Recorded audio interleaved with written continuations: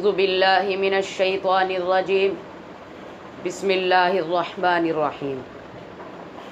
میرے پیارے بھائیوں، بعض لوگ جو ہے سمجھ نہیں پاتے کہ جن نمازوں میں آواز سے قرات کی جاتی ہے ان نمازوں کو کیا کہتے ہیں، اور جن نمازوں میں آہستہ قرات کی جاتی ہے انہیں کیا کہتے ہیں۔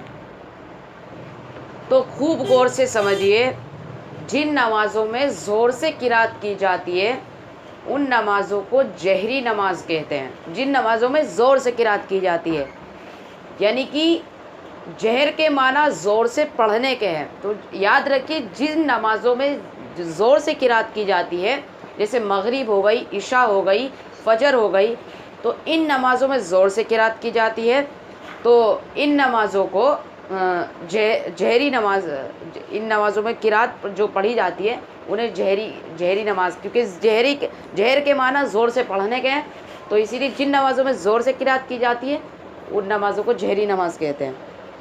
اور جن نمازوں میں آہستہ قرات کی جاتی ہے، جیسے کہ ظہر ہو گئی، عصر ہو گئی، تو ان نمازوں میں آہستہ قرات کرتے ہیں امام صاحب، تو ان نمازوں کو سری نماز کہتے ہیں۔ سری کے معنی آہستہ پڑھنے کے ہیں، سری کے معنی آہستہ پڑھنے کے، تو ان نمازوں کو سری نماز کہتے ہیں، یعنی سری نماز کہتے ہیں۔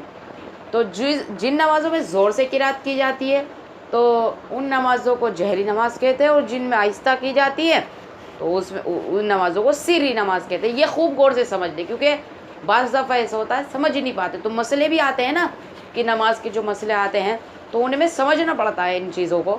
تو امید ہے کہ آپ لوگوں کو سمجھ میں آ گیا ہوگا۔ چلیے، السلام علیکم ورحمۃ اللہ وبرکاتہ۔